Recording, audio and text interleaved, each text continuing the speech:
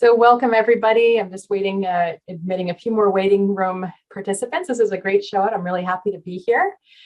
I welcome you to the Teaching Online with eConcordia, Leveraging Moodle for a New Generation of Courses presentation today. I first of all wanted to say thank you to the UNCONFERENCE team, the Digital Transformation Office, Paul and Jessica for inviting me here today. I also wanted to say thank you to John Bentley, and I don't know, John, if Alicia's going to join us too, but we certainly have a CTL representation here today for any questions that might come up about the Concordia instance of Moodle, whereas I'm talking about our eConcordia instance. So shout out to you, John. Thanks for being here. Oh, thank you. Thanks, Jesse, for the invitation. This is great. Absolutely. It's all part of the same big family. So today, as you see here, my name is Jessie Harris. I'm with eConcordia, right across the street from the EV building. We're in the FB building when buildings are open and we are there. And today I'm going to be talking a little bit about how we're leveraging Moodle on our platform for eConcordia. And just before I do that, if you're interested, I have a number of my colleagues who are joining us here at the UNConference today to present different presentations. If you get sick of hearing me talk, you can stay a few minutes and then go over and join my colleague Ping, who's going to be talking about a really great technology called photogrammetry that's a use of many different photos in the making of a 3D image. Otherwise, you can visit my colleague Stefan, who's going to be presenting right after this, giving more information about a case study that we've done with our fully online music therapy program on Moodle and how we customize Moodle for that particular program. And then finally, I had the pleasure of actually attending CTL Dahlia's presentation on accessibility and Moodle. And it's a really nice compliment to our colleague Vanessa McCance's accessibility presentation that she'll be giving at 12:15 today. And that's something that dovetails nicely with what Dahlia presented and also gives some more tips and tricks on making your non-online content or just plain digital content accessible, whether it's on Moodle, whether it's on another platform or not. So this is all really great. I'll admit a few more people to join us today. Welcome to the new folks here. And so on the agenda for my presentation today, I want to spend a few minutes just quickly talking about who we are for those of you who might not be so familiar with eConcordia, and also what our course development process looks like from an online perspective. And then the second half of my presentation, I'll be going over our new generation of eConcordia courses that have migrated and will be migrating over to Moodle as in a learning management platform. Hopefully, if I can speak quick enough, I'll be able to answer some questions, but definitely give you some resources to look into after you're able to, after I finish this presentation. So off we go. I also ask that if you have questions, I'm taking a look at the chat as much as I can. If I miss your questions in the chat, then I'll try to answer those as quick as I can after the presentation towards the end where the question period is happening. All right, let's begin. So a little bit about eConcordia. Some of you might be familiar, and normally I'd put a poll in here if I had a little more time, but essentially eConcordia was founded eons ago in 2001 and is owned by Concordia University. We're a service provider for Concordia to develop and host all of the fully online credited courses at the university. You may have noticed, or you may have come in contact or seen in our email addresses the Knowledge One term. So that's a question I like to answer here. It's a brand of eConcordia. We're working together. It's essentially the same entity. And the Knowledge One branch is allowing eConcordia to pursue educational services at various private and public sector partners. And to make that a little bit clearer, any sort of technological advances that we gain from working with external providers and partners, any revenue that may come in from those partners that are non-Concordia related, that all goes back into the toolbox that we have, and it all goes back to Concordia University. So it's not a profit-making situation. It's all for the greater good of Concordia University and providing online courses. In essence, to sum it up, our mission at eConcordia is to provide faculty members with reliable, accessible online course development and delivery resources, and also to provide the students themselves with high quality, engaging online experience too. So both faculty, we serve faculty members, we serve the students, and we love doing it. I'll admit, actually, Alicia is coming on in. Nice to see you, Alicia. So this, in fact, speaking of CTL, this is a visual that's from the CTL website that I've adopted for the presentation today. And the website link is on the top of this slide here. But we'll be talking about today, eConcordia is developing fully online courses. And I want to take a moment just to talk about what fully online means versus the rest of the spectrum. So if you're thinking about online courses, you're looking at 80 to 100% of the materials, course activity assignments being online. We have a lot less face-to-face time. And it may really just be for things like the first class or preparing for an assessment or an exam. But if we bring up the rest of the spectrum, by no means is that excluding the rest of the spectrum. We do have a wonderful resource at Concordia, our friends at the Center for Teaching and Learning at CTL, and they are very well versed in helping develop a blended or a hybrid learning situation where you have maybe half and half of face-to-face and digitally enhanced resources, or even something that's just as simple as a technology enhanced learning where you have a few digital components that are in your course. So we've got the whole spectrum on the screen for you to see what may, if you're a faculty member or an instructor and you're looking to incorporate a little more digital into your learning. Today, I'll be talking about the right-hand side of the spectrum for fully online courses, but it doesn't by any means exclude the fact that you, or preclude the fact that you can use other sources as well at Concordia. So moving on to a little more about eConcordia, we are just in. Yes, last week's DNE having gone by, we were able to get our final numbers for this academic year, and hallelujah, actually, enrollments are at their very highest. We're at 41,734 students enrolled over the course of this past academic year.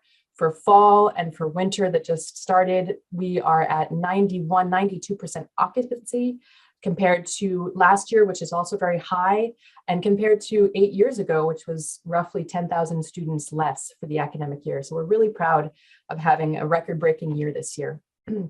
We currently have 104 courses active in our catalog. 56 of those are core and prerequisite. We have 76 courses developed that are elective courses. We have the capacity on an academic yearly basis to develop another 20 to 25 courses as the need and the demand arises. And those are both on the undergraduate and graduate level. They're credit and non-credit courses. We are very proud of our fully online entire master's program that we launched in 2020 for the Faculty of Fine Arts, the music therapy program that my colleague Stefan will be talking a little bit more about. And then again, we're also very happy to be making a transition to a new learning management system, Moodle. We actually started that this past fall, and I'll be talking a little bit more about that later on in this presentation. Again, the distribution of our eConcordia courses across all 4 of the faculties. You can see them here. You can see the departments that they represent.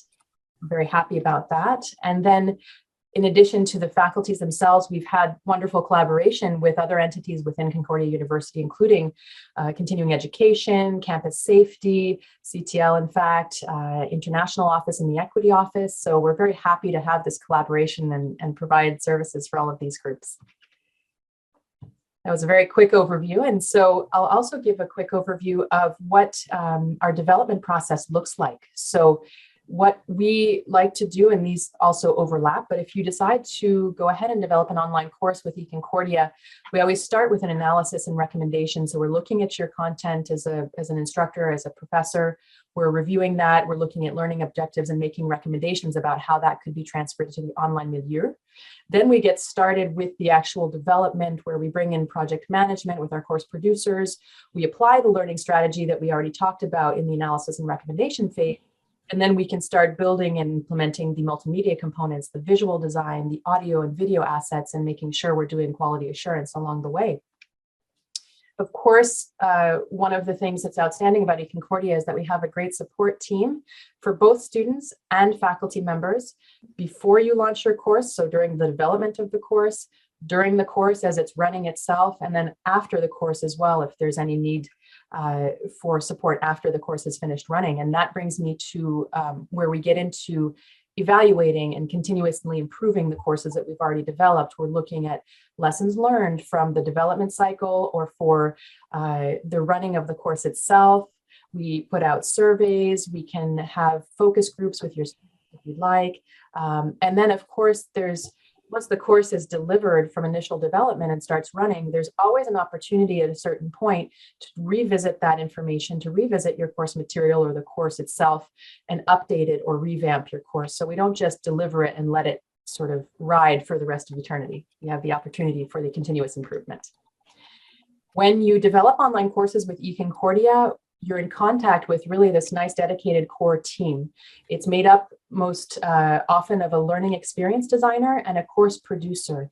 And that team is who helps you through your development and keeps you going with your work and encourages you and supports you. And even though that's your core team, we have a multitude of different experts. I put them up on the screen here. But these experts, you may or may not be in direct contact with them as far as your bandwidth is concerned. That's why you have the core team, but you absolutely have these resources at your disposal when you're developing with us. So it's a really nice and rich team that we have in order to work with you and support you. A last point here, or a second to last point about eConcordia here, is that we have a lot of people ask us how long it takes to develop a course. And the short answer really is it depends. On the screen, I'm putting a typical 12-week course with average complexity. If you were to start right at the beginning of, say, this winter semester and you have the go and you start developing with us, then we could take a look at a development time frame of roughly 8 to 12 months. So we develop this summer and potentially into this fall. We get all of your validations throughout and then final validation through the fall of this year. And then we launch. We're able to launch in either upcoming fall or winter, depending on some of the complexities of your course. And of course, again, as I said before, it's not just launch and go. We also provide the support, and that's not within an 8 to 12 month time frame. That's really ongoing as long as you need the support, as long as your course is running.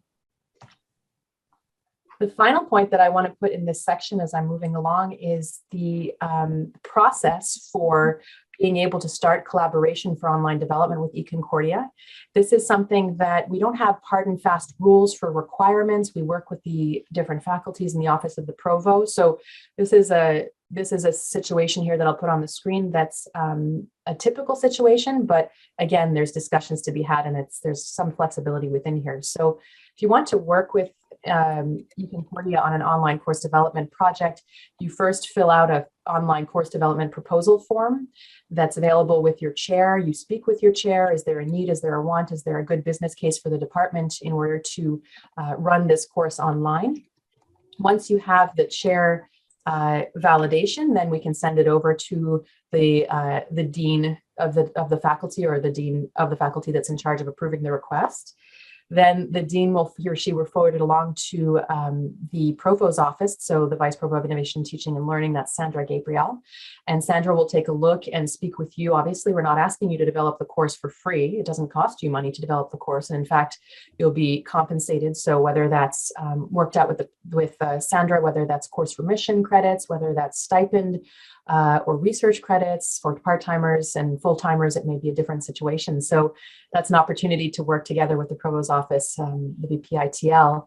And then also it may be a situation either here at step 3 or even at step 1 or 2 along the way, where you may have an opportunity or want to reach out to CTL and decide whether it's the best idea to go fully online with eConcordia, or whether it's something where you want to collaborate with CTL to do a digitally enhanced course or a hybrid blended learning opportunity. Assuming that you have the final approval from Sandra, then in fact, she lets us know that you've been approved, that you have all the requirements, and then we're able to reach out to you and start the process that I talked about on the screen just before. At this point, I think I have a few minutes to actually start talking about the new generation of courses that we are have started to transition to on the Moodle learning management system. So the number one question here to start is, why has eConcordia decided to transition over to the Moodle learning management system? Well, to give you an idea of the timeline, back a long time ago in 2001, when we started developing courses, the very easy answer to that question is that we didn't have the type of LMS options that were on the market. We're not robust enough to support the eConcordia fully online courses. So we built our own custom LMS. We had the expertise to make our own. After that fact, at a certain point, Concordia started adopting Moodle, and that was more on a basic use level where, for example, Moodle was being used as a document repository, maybe for in-class course resources. And at that level of functioning, it wasn't quite ready for us to be able to put a fully online course onto the LMS. However, in 2018, 2019, we did start reconsidering Moodle, exploring new possibilities, and ended up adopting it for our fully online music therapy program. So we started dipping our feet back into using Moodle. Of course, March 2020, the pandemic hits. Concordia University starts leveraging more of Moodle's robust features. Faculty members started having more familiarity, and the use started going up with Moodle for more than just using it for documents on various levels.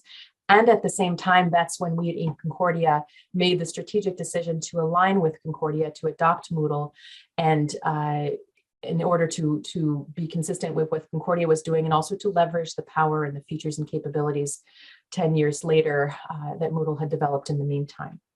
So what that means and what that entails for us at eConcordia is that from this point forward, we're going to be continuing to develop our online courses, and that's going to be on the Moodle LMS going forward. We're no longer going to continue to develop courses on our custom LMS.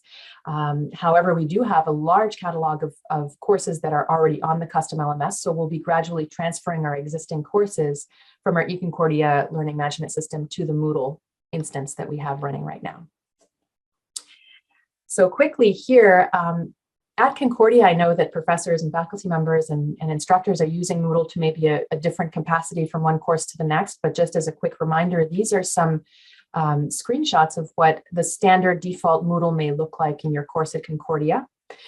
On our side, our eConcordia Moodle instance is going to be a different experience, not so different, but just to sum it up here, for students, the learning, the learner experience, the user experience, and the user interface are going to be improved and modernized so that things are more clearly structured, so that we have time estimates for the different components as they go through their courses. High quality learning content like video and animations that I'll show in just a moment that we use with our authoring tools are also a huge advantage for students in the eConcordia Moodle system. We're completely accessible and compliant with OCAG guidelines. And that, of course, we have the support for students. The students aren't left to their own devices. We're able to support our students with our course coordinators for technical onboarding, for questions through the help desk, any general and specific resources to their particular course. The differentiator for instructors by the same vein is that we have our team, as I mentioned earlier in this presentation, that will give full support to the development during the development of the online course. The instructors have access to our group of Moodle experts. We have a Moodle task force that we've put together, and that's without the burden of having to try to figure out how to use certain capabilities on Moodle. We help you do that. We do that for you. Instructors as well have the advantage of our course coordinator team who you can offload course management and administration to this team. That's what they're there for. And as the instructors as well have access to training and support resources that are tailor-made to your eConcordia courses, as opposed to just trying to adapt what's already been made on the Moodle community and that might not be specific to your particular course. So those are the experience differences. So let me show you, this is the slide that tells you about it. Now I'm going to show you about it. So here we have our example of the course, actually, one of our courses that went live on Moodle this winter. It's Theology course, the 0202. And this is an example of our redesigned homepage. This is Moodle, but it's been redesigned for our new generation of courses. And I just wanted to say here, you can see the course image, you can see the course modules down where you have different components that you can access at any time during the course. It's not necessarily related to the lesson. This design, I've been told by my Moodle experts here at eConcordia that this design is good and it's temporary for the moment because we're excitedly awaiting the release of Moodle 4.0, which hopefully is coming in March, and that's going to actually be a big design overhaul for Moodle so that we can leverage that as well. If we scroll down on this website, you can see that here is how we've set up the different lesson components. So these are lessons that are organized by either lesson or week, depending on your course. The left-hand navigation bar is still very similar to what default Moodle would have, but we've added the component access check marks. So you see the green check marks where you can see what you've already accessed. The students can see where they're at in the course, and so on and so forth. If we click within one of those lessons, for example, lesson 2, here we have, as you see, the streamlined design and very easily navigatable course, which is extremely important in fully online learning. I talked about the spectrum, but when you're fully online and you have a reduced face-to-face presence in online learning, then you really have to make the design and the navigability as intuitive as possible. And that's what we've achieved here and what we're going for in all of our courses in the Moodle LMS. You see that there are different components. You see the progress indicators again. And if you happen to click on one of those components, for example, I'm giving you a lecture here, you get into the same high quality components and learning that we developed even on our own legacy LMS for eConcordia. So we're not taking away any of that experience or any of the design capabilities. We're actually just adding to it with the Moodle LMS. So these are the same legacy components. I'm going to take the last few minutes and actually just give a few examples of content and how we can present that on the Moodle LMS and how we can plug our content in. So this is an example of an animated, it's a still frame, but it's an animated PowerPoint where the instructor can do voiceover. We're also very, very aware, go see my colleague Vanessa's presentation about how we're, oops, screen sharing just came off for a second. Let me put that back in. But I encourage you to, while I'm getting the screen sharing back up, I do encourage you to go see Vanessa McCantz's, my colleague Vanessa's presentation about accessibility and how we're using that at Knowledge at eConcordia. Let's share my screen. Sorry for a little pause. And here we go.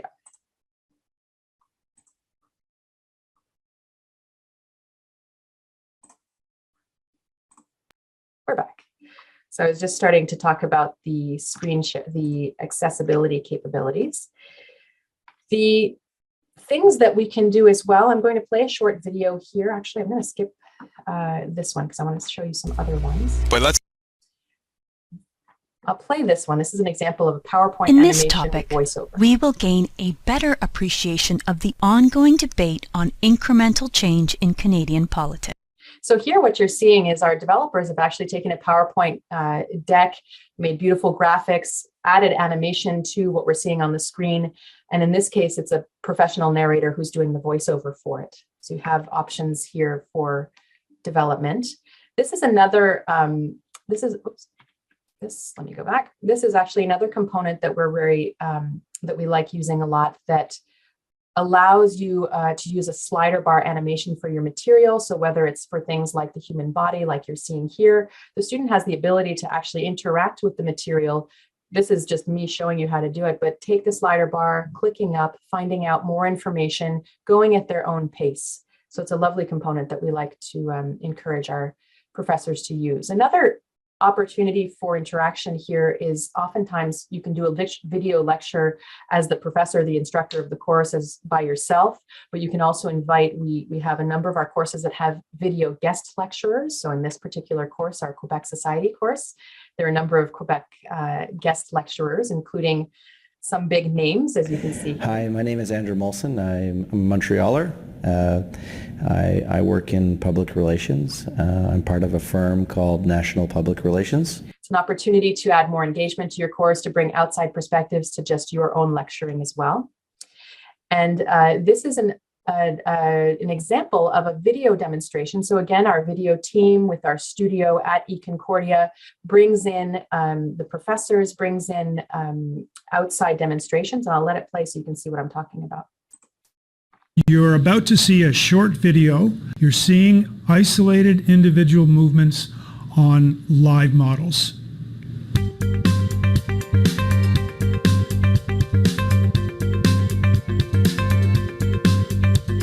So I'm just turning down the volume on here, but this is a fun project because the instructor in exercise science was really wanting to illustrate the specific movements of these of the body here, he asked for the live models to come in and do these demonstrations. And then in post-production, our video team was able to overlay these call-outs and showing, as you can see in a really robust manner, information that wasn't captured in the original shoot, but that they could capture in post-production. So this is another option of what you can do. I understand that the time is out. I'm going to show one more example and put up resources on the screen. If you can stay, that's great. If you're not able to stay, then I'm happy to answer questions through my email. I will skip this example, but I'll just explain briefly that this is where we, in our studio, we also have access to a light board as well as CTL does, and we do as well, where instructors can actually stand behind a plexiglass screen and write out information. So whether it's drawing something, whether it's working out math or formulas, it's a really excellent way where for an instructor who's more used to using a whiteboard or a blackboard to present their content in a way that the students can see the information worked out. The last example of content that I wanted to give, whoops, it looks like my PowerPoint is dying on me every time. Okay. If people have questions in the chat, you can feel free to bring those up right now while I'm relaunching PowerPoint. Keeps crashing on me here. I'm going to give you one last example. The example that I'll show you that I'll share in just a moment as soon as it comes up. Psychological process responsible for initiating, maintaining. Let's see if my screen share is still there. Thank you everyone for your patience. It wouldn't be a Zoom conference without tech trouble, would it? Okay. So let me just play this last demonstration of, we can go PowerPoints, we can use videos, we can use various components, but we can also do strict animation with voiceover over it. And I'll give you an example of this. Recording or stopping a behavior. There is a consensus that motivation is based on the interaction of intrinsic or internal and extrinsic external factors. That sounds good. Can you explain what intrinsic and extrinsic factors are?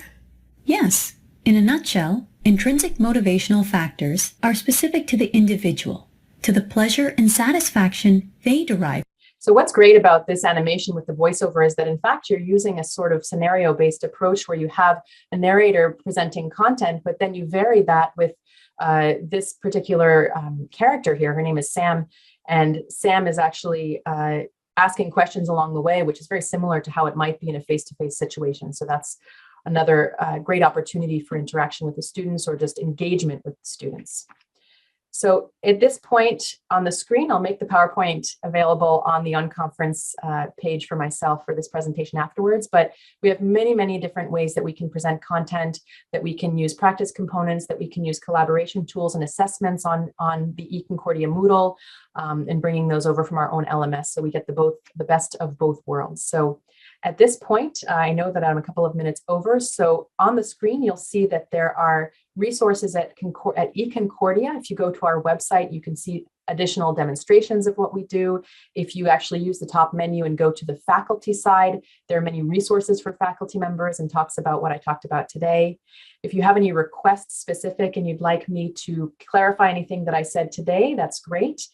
You can email me. I have my email address on the screen. You can also request that I give a separate presentation or something a little more tailored to your group or your department or faculty. I'm happy to do that at a later date as well. And then, of course, for Concordia itself, you have your department chair, the associate dean, Sandra Gabriel, CTL, and then, of course, there are some additional resources on the top menu of the UNConference website. So at this point, I don't know if people are still here. I've got a few people here still. If you have any questions, I'm looking at the chat now, but I wanted to thank everybody for taking the time to attend today.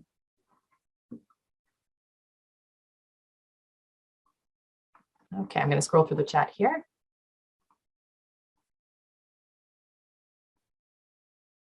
Megan, you're very kind. Thank you. She's asking when I'm putting together a workshop on presentations. I have great resources here and I've learned a lot. Actually, I used to I've been working at eConcordia for over 11 years and I've had the experience of working in the production group. So I picked up a couple of good tips on the way. Thank you.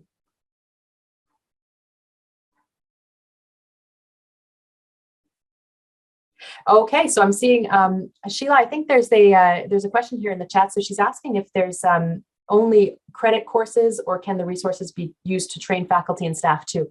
That's yes, indeed. It is a great question. It's for credit and non-credit courses. If you have a project, it'll take a few slides to get back, but we've been working with a number of different entities. If your group wants to put together an online training, contact me. We can make it work. It's not just for credit courses. Absolutely. We serve all of Concordia. Maybe Jessie, you can add that we help creating the sexual consent Yes. training at Concordia. Absolutely. Thank you. That's my colleague Anik, and Anik made the very good point that one of the trainings that we did not too long ago, a couple of years ago, was the sexual violence awareness training that everybody, faculty, staff, and students were required to take. And we worked with Concordia and University to put that together. I was actually the project manager on the group, and it was a fascinating and extremely pertinent and important training that we unfortunately really enjoyed. I don't think I can say that about sexual violence, but we were really able to go to the max and push our resources to the limit to make that a really good training. We enjoyed the work that we did with the Sexual Assault Resource Center with the SARC group. Does that answer your question, Sheila? Great. Well, thank you everybody for attending today. I'm sorry I took you a little bit later, but I think you're only 2 minutes late to pop over to another presentation at 11:45. Thanks so much, everybody. I'll put this deck on the site as soon as I clean it up. Take care.